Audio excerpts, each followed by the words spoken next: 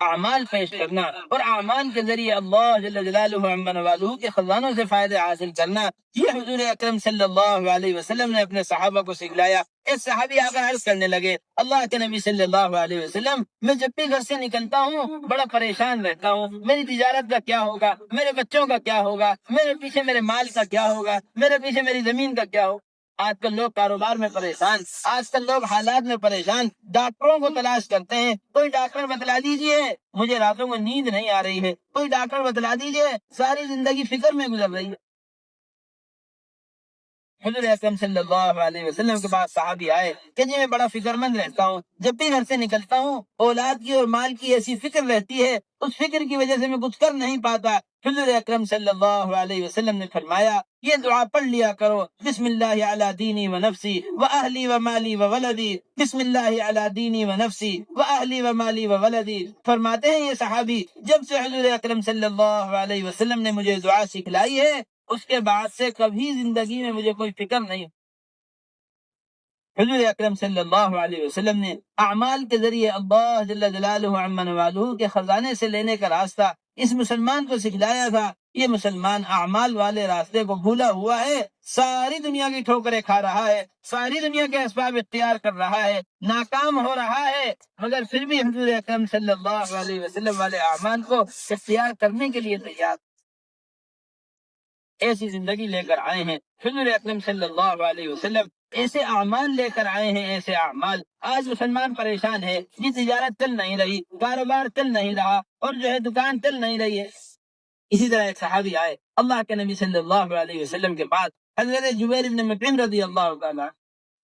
کیا نام ہے حضرت جبیر ابن مطعم، حیات الصحابہ میں واقعہ لکھا ہوا ہے۔ اللہ کے نبی صلی اللہ علیہ وسلم کے پاس آ کر کہنے لگے، اللہ کے نبی صلی اللہ علیہ وسلم، میں تجارت کرنے جاتا ہوں قافلے کے ساتھ،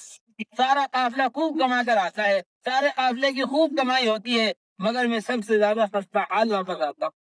سب سے زیادہ کمزور حال ہے، سب سے زیادہ کم کمائی ہوتی ہے میری، سب سے زیادہ تھوڑا مال لے کر آتا ہوں، سارا قافلہ خوب نفع کما کے لے کے آتا ہے، اور میں سب سے زیادہ کم کمائی کے ساتھ سب سے زیادہ خستہ اور کمزور حال میں واپس آتا ہوں۔ اللہ کے نبی صلی اللہ علیہ وسلم ایک تاجر کو اس کی تجارت کے اندر عمل سکھلا رہے ہیں، اس عمل کو کر لو، تمہاری تجارت کے نقصان کو اللہ نفع میں تبدیل کر دیں گے۔ حضرت جبیر ابن مطعم رضی اللہ تعالیٰ عنہ سے فرمایا، جبیر ابن مطعم، جب بھی تم تجارت کے سفر پر جاؤ، جب بھی سفر کا ارادہ کرو، یہ 5 سورتیں قرآن شریف کی پڑھ لو، 6 بسم اللہ کے ساتھ، قل یا ایھا الکافرون پڑھو بسم اللہ کے ساتھ، اذا جاء نصر اللہ والفتح پڑھو بسم اللہ کے ساتھ، قل هو اللہ احد پڑھو بسم اللہ کے ساتھ، قل اعوذ برب الفلق قل اعوذ برب الناس، یہ 5 سورتیں بسم اللہ کے ساتھ پڑھ لیا کرو، اور ایک بسم اللہ ان 5 سورتوں کو پڑھنے کے بعد پڑھ لو، 5 سورتیں 6 بسم اللہ۔ یہ کس کو سکھلا رہے ہیں؟ اللہ کے نبی صلی اللہ علیہ وسلم ایک تاجر کو تجارت کی ضرورت میں قرآن شریف کی صورتیں سکھلا رہے ہیں۔ روایت کے اندر آتا ہے پھر تجارت کا سفر ہوا، پھر حضرت جبیر ابن مطعم رضی اللہ تعالیٰ عنہ قرآن شریف کی ان صورتوں کو پڑھ کر تجارت کے سفر پر گئے، بڑے خوشی خوشی واپس آئے، حضور اکرم صلی اللہ علیہ وسلم کو آ کر بتلایا، اللہ کے نبی صلی اللہ علیہ وسلم، میں سب سے زیادہ خستہ حال لوٹتا تھا، آپ نے مجھے وہ عمل سکھلایا ہے، اس عمل پر اللہ جل جلالہ عما نوالہ نے ایسی مدد میری فرمائی ہے، اپنی تجارت کے پورے قافلے میں سارے تاجروں سے زیادہ نفع کما کے لے کر آئے۔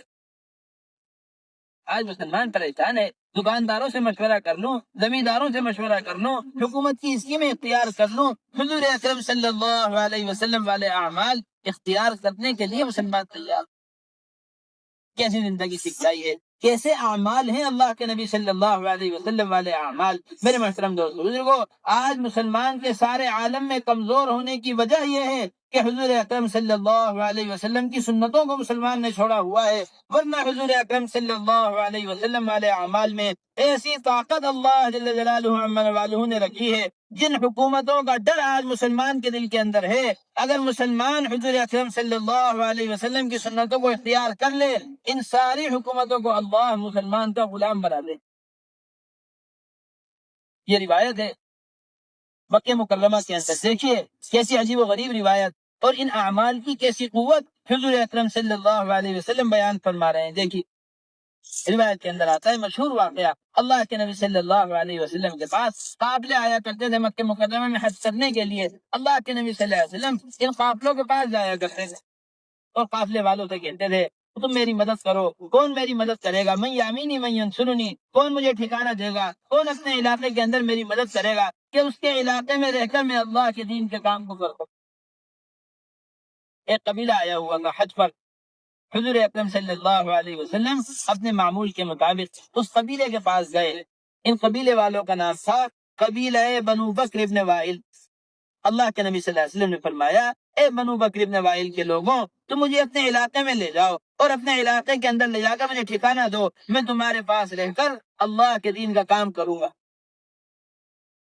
ان قبیلہ بنو بکر ابن وائل کے لوگوں نے کہا ہم آپ کو اپنے ساتھ نہیں لے جا سکتے، ہم آپ کو اپنے ساتھ نہیں لے جا سکتے۔ کیا وجہ ہے؟ وجہ یہ ہے کہ ہمارا بادشاہ بڑا سخت ہے اور بڑا ظالم ہے، چھوٹی سی حکم عدولی کو برداشت نہیں کرتا، تھوڑی سی بغاوت بھی برداشت نہیں ہوتی ہے اور بہت سخت سزا دیتا ہے۔ ہمیں اپنے بادشاہ کا خوف ہے، ہم اپنے بادشاہ کی طاقت اور اس کے خوف کی وجہ سے آپ کو اپنے قبیلے میں لے جا نہیں سکتے۔ دیکھ، حضور اکرم صلی اللہ علیہ وسلم نے قبیلہ بنو بکر ابن وائل کے لوگوں کو جو ابھی اسلام نہیں لائے ہیں، حضور اکرم صلی اللہ علیہ وسلم کو اپنے علاقے لے جانے کے لیے تیار نہیں ہیں، اپنے بادشاہ کے خوف کی وجہ سے اللہ کے نبی صلی اللہ علیہ وسلم نے ان کو عمل سکھلایا اور اپنے اس عمل کی قوت بتلائی۔